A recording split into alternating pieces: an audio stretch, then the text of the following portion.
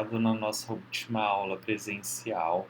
Eu estou gravando esta videoaula no intuito de explicar as últimas classificações dos substantivos que não foram trabalhadas a contento em sala. Eu comentei com vocês muito rapidamente e agora seguem as informações contidas no material dos slides.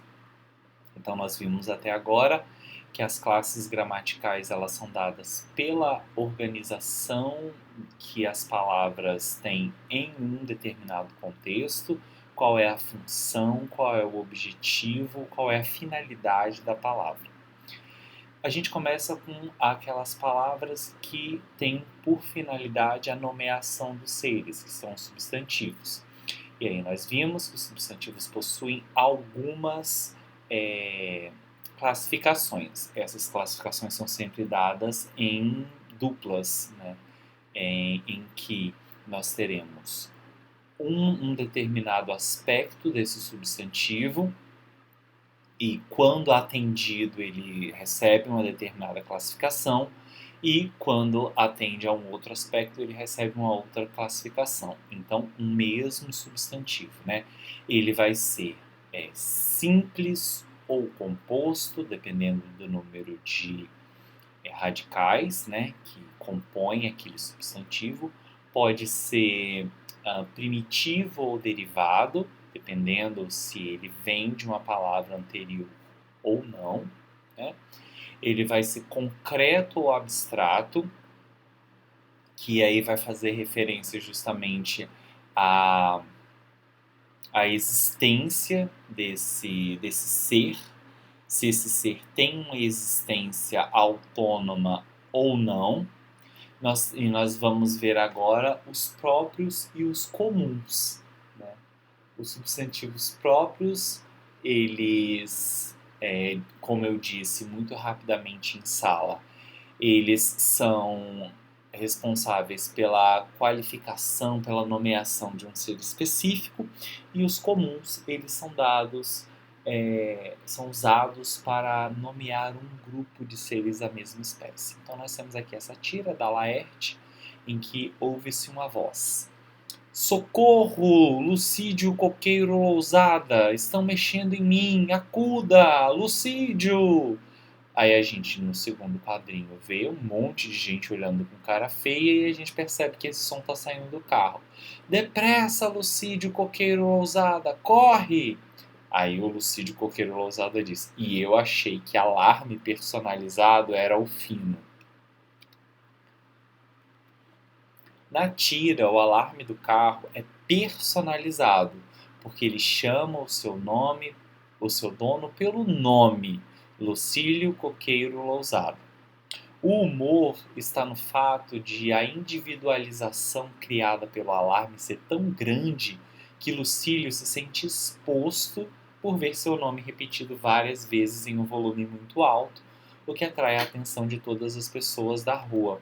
Pois bem, os substantivos que nomeiam seres particulares, únicos, dentre aqueles de uma mesma espécie, são chamados de próprios.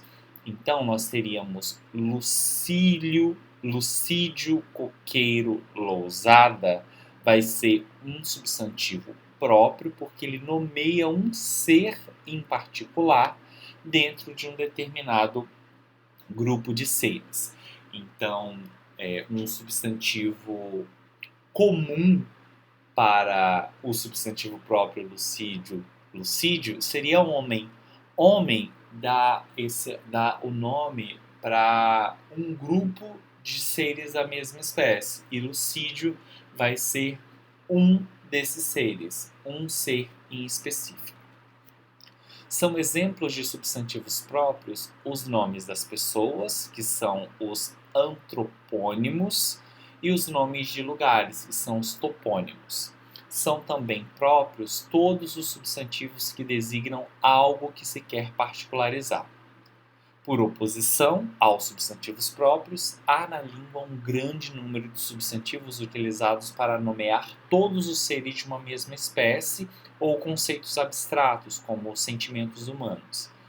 Esses são os substantivos comuns. Então, substantivos comuns, eles dão nome a seres, a todos os seres de uma mesma espécie, enquanto os próprios, eles vão particularizar um ser. Por sua natureza, os substantivos comuns vão ocorrer com mais frequência nos textos do que os substantivos próprios. E aí eu trago um trecho da obra O Reino das Cebolas, de Cynthia Moscovitch, em que ela diz: foi no final dos anos 60, tenho certeza absoluta, porque lembro de todo mundo amontoado na sala de casa de nosso apartamento. A mãe estourando pipocas na cozinha, a tela da Philips tinindo em preto e branco, e lá, na imagem em monocromo, o homem pisando na lua pela primeiríssima vez. A conquista do espaço tivera início, preconizava meu pai, e a mãe parada na porta com um bacião cheiroso apoiado sobre a barriga, boquiaberta de ver o futuro acontecendo na própria sala. Sequer atinava que as pipocas esfriavam. Nós, os filhos e as visitas, tampouco atinamos. Ver as coisas que ainda não eram sempre havia sido e sempre seria prerrogativa de meu pai. Naquela noite, eu, meus 2 irmãos, os gêmeos do primeiro andar, e Luiz, o filho do zelador, fizemos planos, muitos, celebrando as coisas que haveriam de ser e que nós nem sabíamos quais seriam. Então observe que os substantivos assinalados em rosa, todos eles no texto, podem designar seres, qualquer ser com as mesmas características. Então, anos, sala de visitas, apartamento, tudo isso dá um nome a uma série de seres desta mesma espécie, com essas mesmas características. Todo, todo, toda residência que é construída em um prédio com características bem específicas, a gente chama de apartamento. Então, todos esses seres recebem esse nome.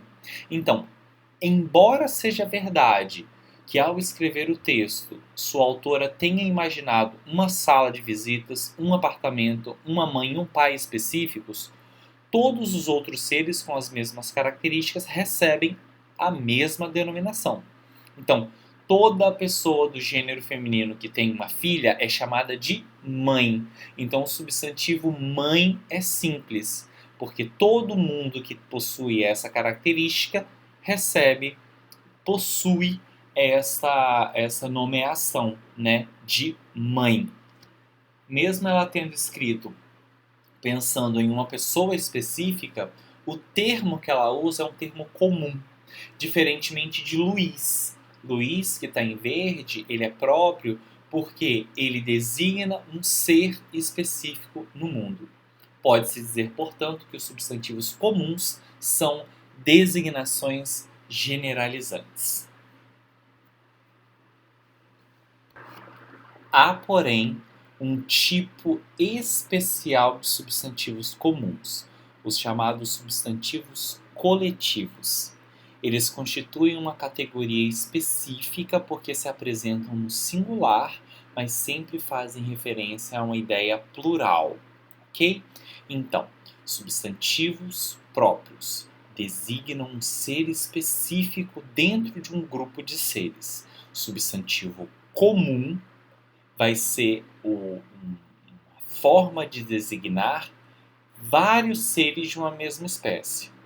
Agora, dentro dos substantivos comuns, ou seja, dentro dessa possibilidade de nomear de forma generalizante um grupo, nós temos os coletivos. E qual é o tipo, qual é a característica do coletivo?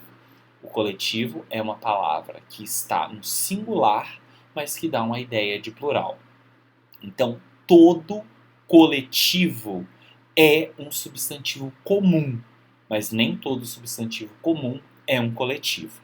Para ser um coletivo, ele precisa estar no singular e dar uma ideia de plural. Então, a gente tem aqui Coletivos: ovelha, rebanho; cão, matilha; lobo, alcateia; abutre, bando; cavalo, manada; abelha, enrascada. E aí é justamente o humor está nessa quebra de expectativa, em que no final a gente tem essa brincadeira, né? Que o coletivo de abelha, ou seja, um grande número de abelha, seria enrascada. Mas a gente sabe que o coletivo, mesmo gramaticalmente falando, é enxame. Então, nós temos aqui esses coletivos corretos e aqui a gente tem essa piada. São coletivos na tira: rebanho, matilha, alcateia, bando, manada. O coletivo de abelhas, como eu disse, é enxame. Como muitas abelhas juntas podem significar muitas picadas, o autor da tira sugere com humor que o seu coletivo deveria ser enrascada. Então, são chamados de substantivos coletivos aqueles que no singular fazem referência a um conjunto de seres de uma mesma espécie ou a corporações sociais e religiosas agrupadas para um determinado fim, como por exemplo seita. Seita é um substantivo coletivo. Ok, os substantivos abstratos nós já vimos também. Os concretos e os abstratos. Os concretos são aqueles que possuem existência independente e os abstratos têm existência dependente de um ser concreto. Ok, meninos e meninas? Ficou faltando a gente trabalhar os slides dos próprios e dos comuns. Bons estudos, façam as atividades e a gente se vê.